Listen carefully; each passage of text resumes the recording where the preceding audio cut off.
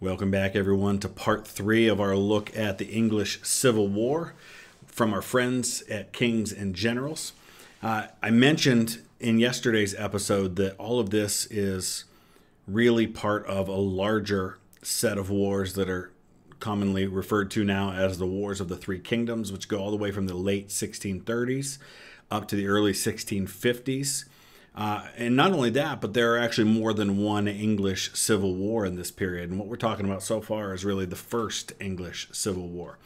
But all of these wars altogether are estimated between military deaths and civilian deaths to have taken the lives of about 500,000 people.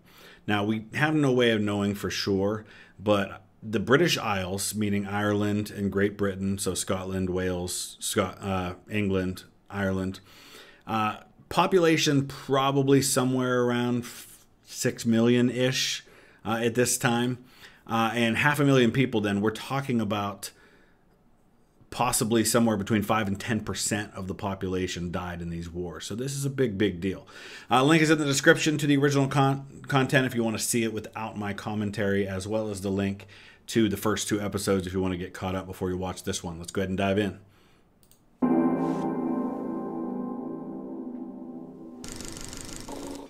In our previous video, we covered how the English Civil War finally broke out after decades of build-up, ultimately leading to the conflict's first major pitched battle at Edgehill in October 1642.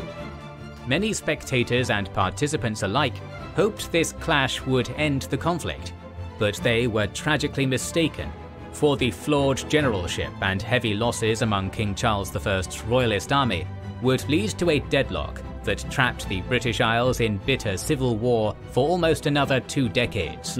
Welcome to our third piece of the 17th century English Civil Wars, where we will explore the events surrounding Charles's march on London and the campaign of 1643, culminating at the First Battle of Newbury. We're also going to highlight a time when monarchs had a much tighter hold on unruly England through our sponsor Magellan TV, who brings you their series She-Wolves, England's Early Queens. It's a 3-part look at the stories of various times the usual kingly trend was bucked in favour of a queen between the 1100s and 1500s. And honestly, I know I'm commenting on the ad, but probably the woman for whom that name probably comes closest to being the real thing is Margaret of Anjou, who was queen but not the sovereign. She was actually the wife of King Henry VI, but basically ran the show for Henry VI when he was mentally incapacitated during the early part of the Wars of the Roses. While later on, being a queen in England made you powerful and popular, in earlier days it made you a target. Women and power was an unthinkable combination for the warlords and nobles scheming over the throne.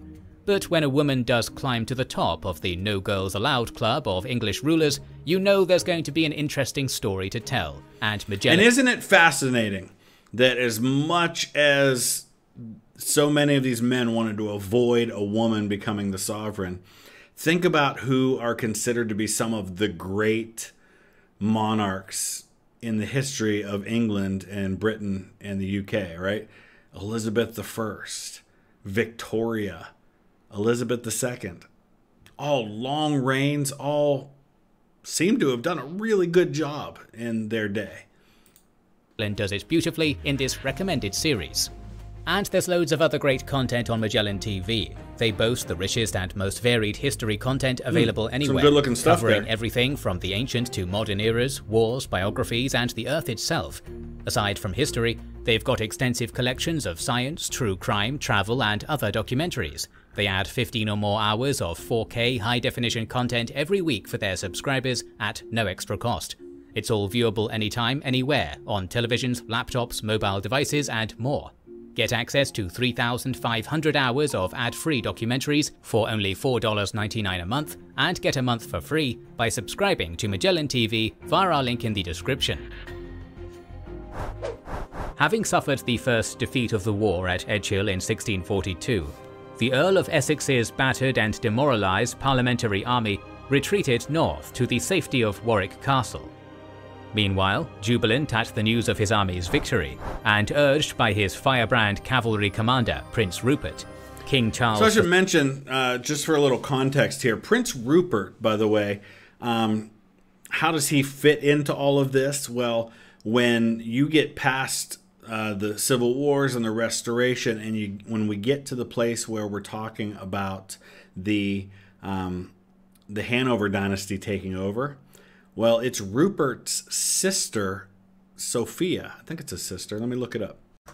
Yeah, it's his sister, Sophia, through whom the Hanover dynasty is going to come to power. And the rules that are still in place in the UK for succession only allow for Sophia's Protestant descendants to sit on the throne. So that's Rupert's sister. Rupert is the grandson of King James I. He's the son of Elizabeth, who is Charles I's sister. So that's kind of how he ties into all of this. He's actually buried in Westminster Abbey. The first ordered a measured advance towards London. He advanced via Banbury, which capitulated on October 26th, then took Oxford, the city which would become the Royalist cause's beating heart throughout the First War.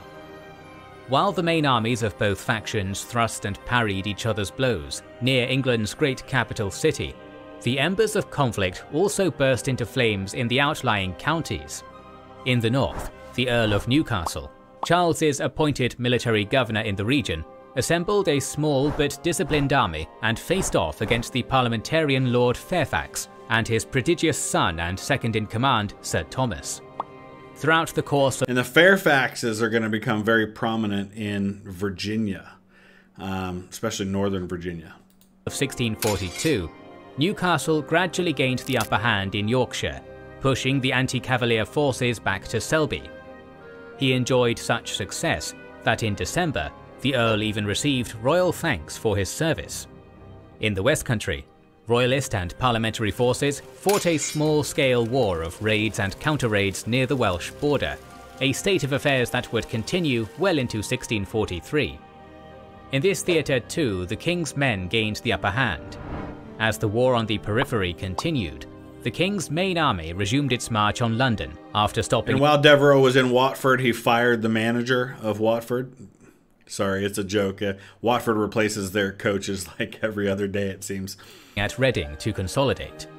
However, this delay allowed Essex to overtake his opponent by moving via Northampton, reaching London before the Royalists got there.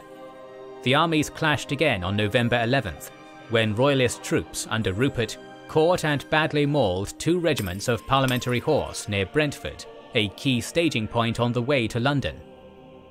Much like they had at Edgehill, the Prince's victorious troops went too far instead of consolidating their position.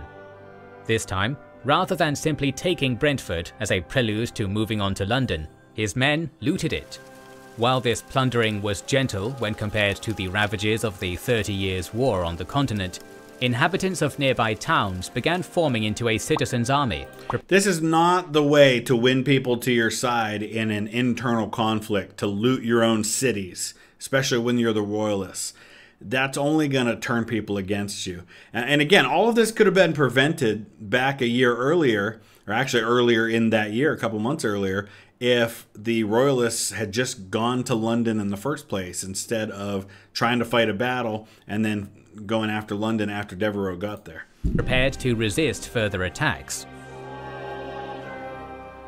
When the Royalists approached the village of Turnham Green, only a few miles from London, they were opposed by a ragtag army of 24,000 parliamentarians, composed of men from the capital's trained bands, Essex's beaten army, and hastily armed civilians. Against this defensive bulwark, there was nothing Charles's army could do. The Royalist host was already short of supplies, and still depleted in numbers after Edgehill, and moreover, if the apparently imminent Battle of Turnham Green became a true battle, the killing of London's ordinary people, however armed they were, would likely turn the country against its king even more. So, after an incredibly tense standoff lasting almost all day, the Royalist army turned and withdrew at dusk. This was a pivotal moment in the war, for the Royalists had failed to retake the city, and its massive wealth, industry, ports, and strategic value would remain a keystone of parliamentarian power. After this anticlimax, Charles dispersed his army to winter quarters in Oxford and the surrounding towns, where support for the king was most pronounced. This is what you have to do in the wintertime. You don't see many battles fought during all of this time. And again, all of this could have been avoided. They could have been in London already. They could have forced the parliamentarians to be the ones outside looking in, trying to figure out a way to get to London. But that mistake is going to just haunt them moving forward. Over that winter, the famous university city was transformed into an alternative military capital for the royalist cause. While the king's army put down roots for the cold season, Essex's still numerically superior force concluded the year by besieging and capturing Reading. After this, with disease and many other issues plaguing both armies, a stalemate set in. Essex wintered in the Thames Valley, where his army was dormant until the campaigning season of the next year. To further protect the capital, civilians began digging earthworks and other defences. By the turn of 1643, it was clear that any chance of a quick Cavalier victory had been snuffed out. So, this all begs the question, what is your end game for either side? Like, what are you hoping to accomplish if and when you win? Obviously, for Charles, this is about asserting his divine authority to rule. And you could see a situation here where if Charles wins decisively in this war, that it's very much an authoritarian government. It's a much more of an absolute monarchy, and he probably rules directly moving forward. And how long does that last? Who knows? A parliamentary victory, which we know ends up happening, is a little grayer because you're going to have those who are going to be calling for the removal of the king, but most people are probably not there yet. There's a difference between bringing the king to negotiating table and asserting your rights. There's a big difference for a lot of people between that and actually removing the king altogether. That's going to take some time. The immediate concern for Charles was a lack of military resources, particularly gunpowder and match. His wife, Henrietta Maria, was in the process of ferrying hundreds of barrels of these, other supplies and money to Oxford from the Low Countries. However, until he received these critical munitions, the main royalist army was unable to undertake any proper offensives. Failure to capture any of the major port towns of the south meant that the Queen's convoy had to dock at the northern coastal town of Bridlington, which was under Newcastle's control at the time. For the time being, a wedge of parliamentarian-held territory sat between the king and his much-needed supplies, a fact which made the Yorkshire campaign of 1643 even more vital. While the Queen took residence in York, Newcastle fought the two Fairfaxes for supremacy over Yorkshire's valuable clothing towns. In an early spring campaign, it seemed as though the Royalists were going to maintain their hegemony in the north. On March 30th, one of Newcastle's subordinates, George Goring, soundly defeated the northern parliamentarians at Seacroft Moor near Leeds. Unwilling to be defeated so easily, the Fairfaxes got back at him in May. On the night of the 21st, Sir Thomas Fairfax stormed Wakefield in an excellently executed night assault and captured. It's amazing to me how often these civil wars, the Wars of the Roses, English Civil War, etc., end up with battles fought in very similar places. Wakefield is the site of one of the key battles of the Wars of the Roses. We saw earlier on the map, you saw St. Albans right outside of London. A couple of key battles of the Wars of the Roses are fought there. It just shows you that there are certain things, again, history rhymes, because there are certain areas that become key choke points, key defensive positions. And so it very naturally then leads to these battles getting fought in very similar places. Captured Goring in the process. The setback was a shock to Newcastle and meant that the Yorkshire Royalists were unable to spare any troops to assist their Queen's progress back to Oxford. A few weeks earlier, Essex had roused Parliament's main army in the Thames Valley and used it to besiege Reading, a vital link in the defensive line shielding Charles's makeshift capital at Oxford. Essex took the city on April 25th after a blockade lasting almost 2 weeks. Unfortunately for the Lord General, His overly cautious nature and a massive outbreak of typhus among his soldiers crippled the Roundhead army, threw away its strategic initiative, and gave royalist forces in the area much needed breathing room. Disease is the factor you can't account for, right? You can supply your army, you can feed your army, you can lead it well, you can have victory on the field, but then disease hits you and it's a game changer, especially if it hits one side but not the other. On June 1st, Henrietta Maria left York, accompanied by 5,000 men, and despite being clearly sighted by Essex's scouts, was not intercepted. As the supply convoy slowly moved south, the northern campaign reached a climax when Newcastle's 10,000 men cornered and crushed Thomas Fairfax's 3,500 at Old Walton Moor, securing royalist control over Yorkshire and besieging the parliamentarians at Hull. Now free of pressure from the Thames Valley, Prince Rupert, victorious in many small raids and cavalry skirmishes, rode north to escort his queen the rest of the way. She finally entered Oxford on July 14th to rapturous applause and the ringing of bells. Everything was going the king's way, but the royalist summer hadn't peaked just yet. The main threat to Oxford in 1643 was Sir William Waller's newly formed Western Association Army, operating in and around the area of modern Wiltshire and the southwest, threatening to cut off royalist communication with Wales, a key recruiting ground. He was opposed in the west by the brilliant royalist commander Sir Ralph Hopton, an old friend and comrade of Waller's with whom he had fought in the 30 Years' War decades earlier. That's one of the real tragedies anytime you have these civil wars, whether it's in America, in Europe, or anywhere else, is that you have people who once were allies who have now been divided over some issue, and then they end up fighting each other. In the American Civil War, probably one of the most well-known examples of this would be Lewis Armistead, who's a Confederate general who leads his troops during Pickett's charge, attacking the position of one of his best friends from the pre-war army in Winfield Scott Hancock. And John Reynolds had been a friend to them. A lot of these guys had served together. Same thing happened with General Grant, who had very good relations with Simon Buckner pre-war. Buckner had loaned him money at one point when Grant was in a difficult position, and then Grant demands unconditional surrender from Buckner at Fort Donelson. It's just really sad that these kinds of things have to happen. He was also a notorious disciplinarian, touting the firm but fair motto, "Pay well, command well, hang well." After initial setbacks in the west against Waller's forces, Hopton rallied his men and defeated his rival in a near-run battle at Lansdowne Hill in early July. However, the wheel of fortune turned quickly. When the Cavalier commander inspected prisoners from the battle, he was injured by an exploding powder magazine and temporarily put out of action. Waller took advantage of the chaos and almost trapped Hopton in the countryside, but his men just managed to retreat to Devizes, where they were besieged. After then, receiving reinforcements from Oxford, Charles's armies concluded affairs in the west at the conclusive Battle of Roundway Down. Once again, the royalist advantage in horsemen paid off, and their mounted charge shattered the parliamentary line.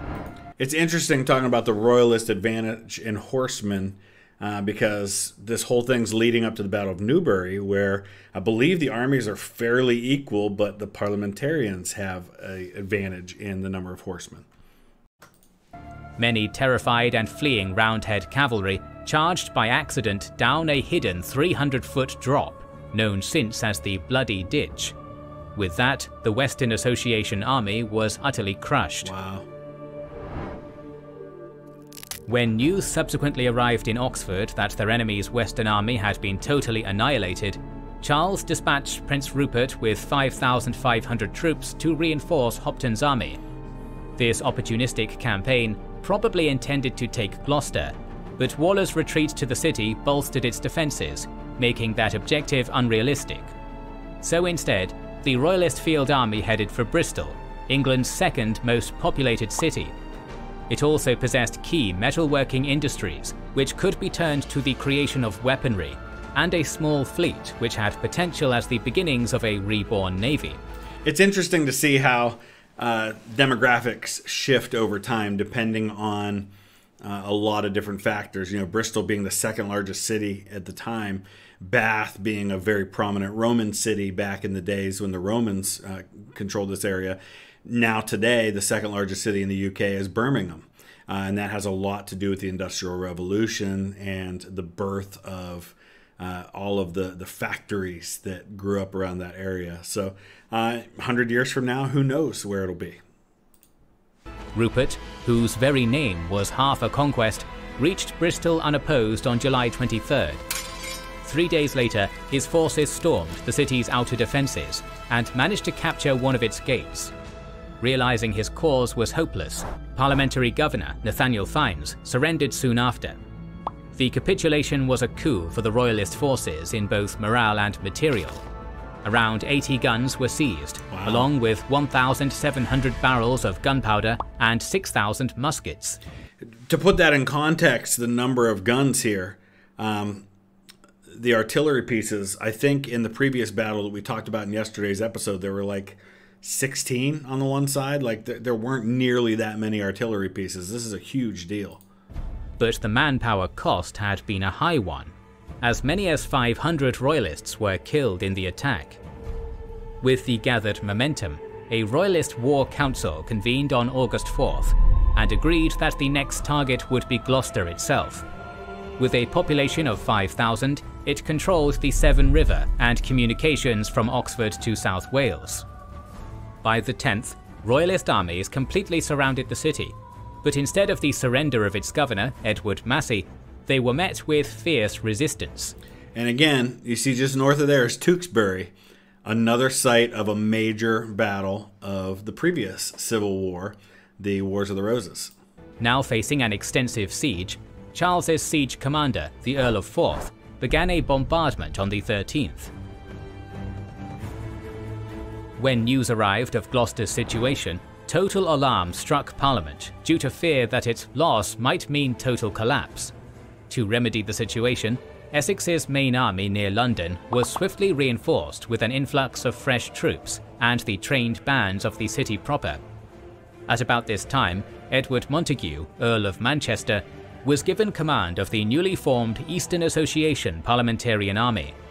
He appointed an almost unknown cavalry commander, a certain Oliver Cromwell, as his second in command. On August... And under Oliver Cromwell is my 11th great-grandfather, his first cousin, who I've mentioned in the last couple of episodes, leading cavalry. By this point, I think he's a major and will be made a colonel after this. 25th, Essex's enlarged main army managed to save the beleaguered parliamentarian bastion in the west. Despite suffering multiple royalist attempts to hinder his army's progress, Essex reached Prestbury Hill, from which he could see the spires of Gloucester's great cathedral on September 5th. From there, the Thames army fired off a number of cannons to alert the city garrison that relief was close at hand.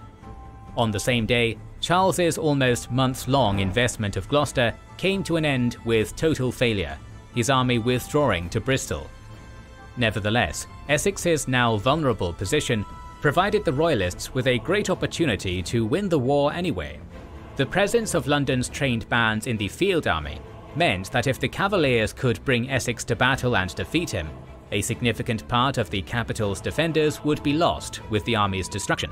And realizing the danger, you want to try and defeat the army in the open, right? You want to draw them out from city defenses.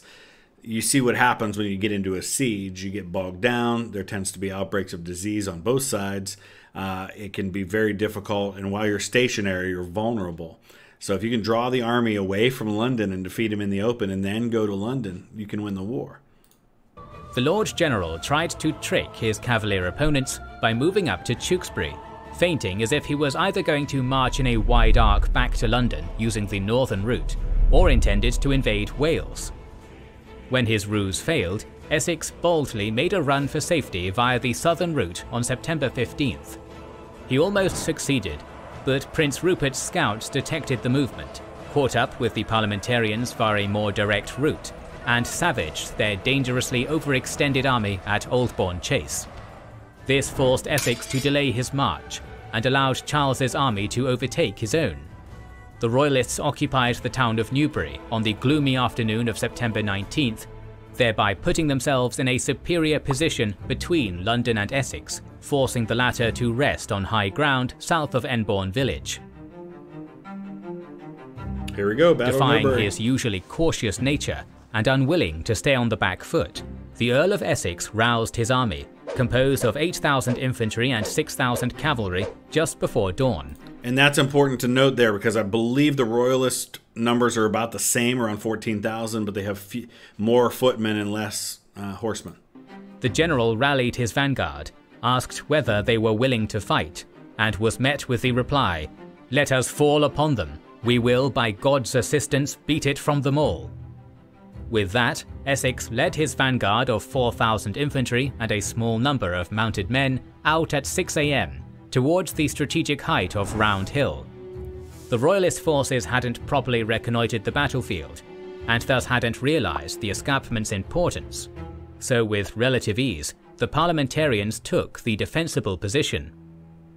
The Cavalier army, made up of 7,000 infantry and a formidable 7,500 cavalry. Alright, so they're saying the numbers are about the same there. I'm curious about the source for that, because maybe I'm remembering this wrong. When I remember reading about this in the past, I thought there was a big difference in that. Okay, I actually had it backwards. It was actually the Royalists who had more cavalry than the parliamentarians. So I'll be curious to see how this all plays out, because obviously that makeup, I mean, the numbers are relatively identical, about 14,000 on either side, but more horsemen on the Royalist side. Be curious to see how they get used. Began filing out of Newbury a few hours after the parliamentarians assembled. While the main force organised itself, the energetic Prince Rupert rode out with 900 musketeers and some cavalry to take Round Hill himself. However, he was shocked to discover that the strategic high point was strongly defended by around 2,500 parliamentarian soldiers, whose presence blocked the Royalists. Realising he couldn't make progress with his current strength, Rupert left the infantry under Colonel George Lissell and rode back to Newbury. News of Round Hill's capture by the Roundheads alarmed the Cavalier leadership. So as I'm looking at this, I already see a problem. Obviously, the Parliament army has the high ground overlooking the position.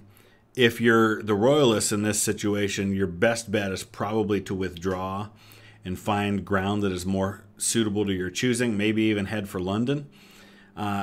Don't divide your force. Don't leave an infantry force out there exposed in front of a superior force. But a swiftly organised war council quickly decided what the objectives and deployment for the day would be. With their plans finalised, Charles I's Royalist army began deploying on a north-south axis in 3 main sections. A relatively small number of troops, under William Vavasour's overall command, were stationed on the right wing, in the enclosed Kennet River Valley. In the centre, attacking Round Hill, were placed Sir Nicholas and John Byron.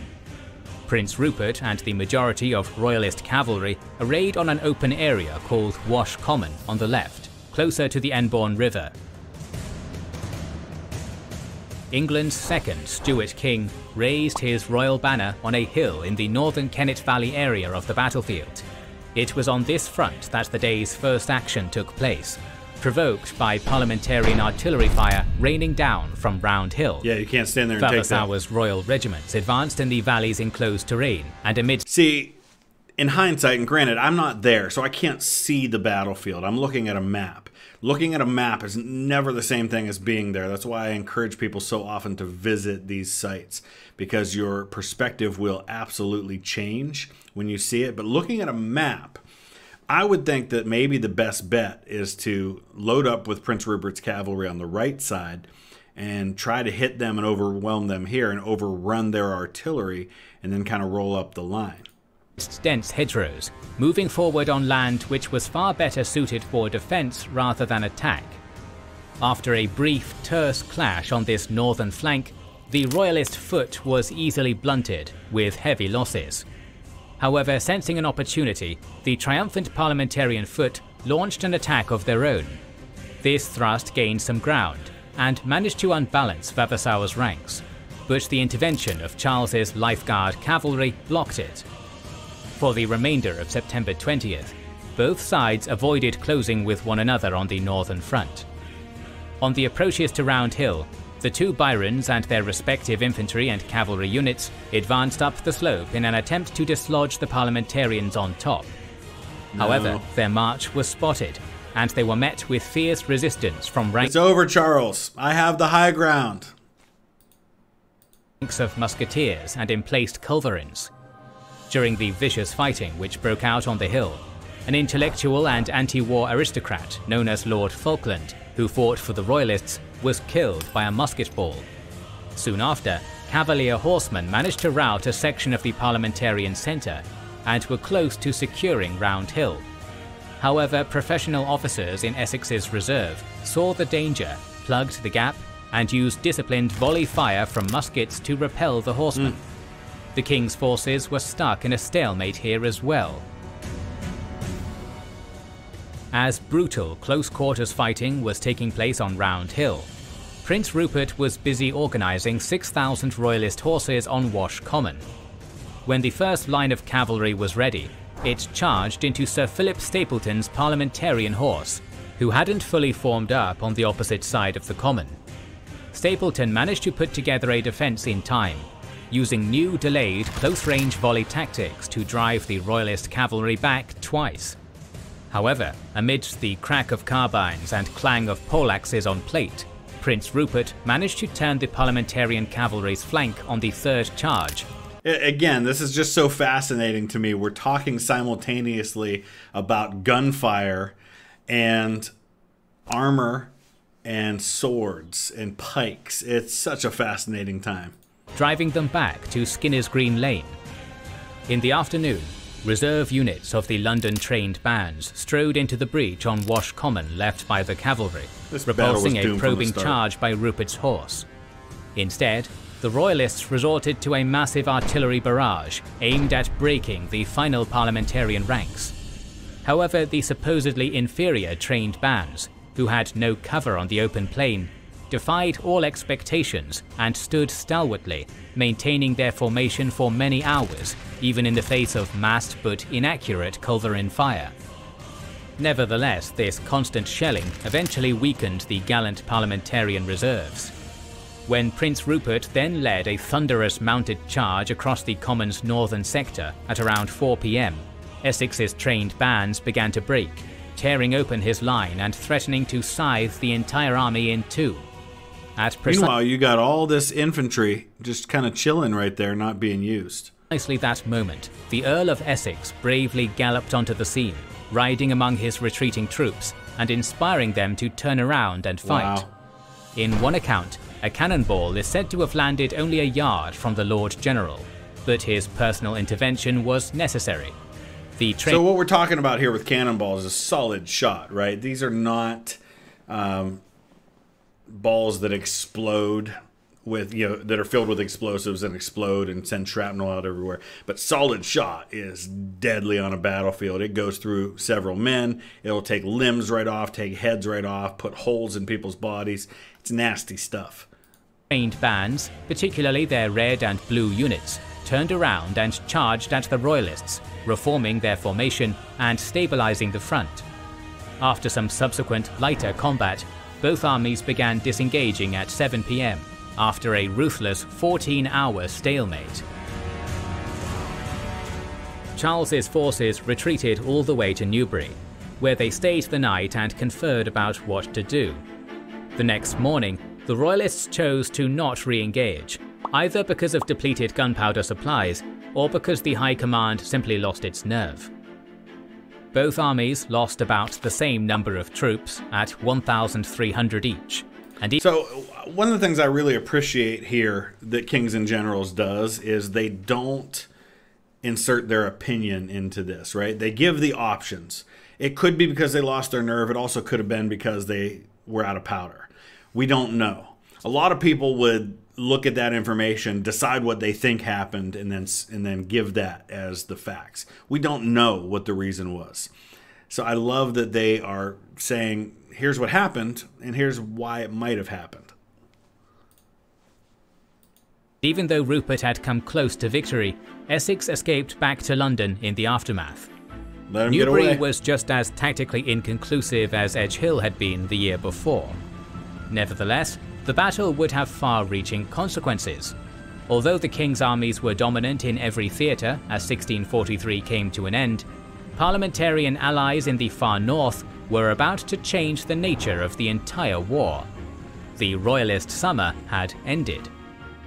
So I think it's fair to say that this battle, while tactically inconclusive, is probably a strategic victory for the Parliament side. And you hear those terms a lot, and for those who may not be familiar with them, tactical, when we're talking about tactics, we're talking about on the battlefield, right? We're talking about my army versus your army and how we maneuver those armies. Me attacking your left, you attacking on my right. That's tactics. Some people are not good tactical commanders, but they're good strategically. George Washington was not a good tactical battlefield commander, but he was a good leader overall, and I think he made some good decisions strategically. Strategic thinking is more about the big picture. It's about how I move this army compared to how I move this army over here, things like that. So when I think of a great strategic commander, I think of someone like Eisenhower in terms of the American army. Eisenhower or Grant, these are good strategic thinkers who can see the big picture really well. Series on the English Civil War will continue, so make sure you are subscribed and have pressed the bell button to see it. All right, good stuff. Again, add to the discussion. Use the comment section below. Let's learn together. It's very interesting to kind of see not only the battle itself, but how everything leads up to the battle. I love the context that they're giving here. I love how we can see how little things, little decisions here and there lead to these pivotal moments. So I'm excited to continue to learn with you all in the next part, which will be out tomorrow. Thanks for watching.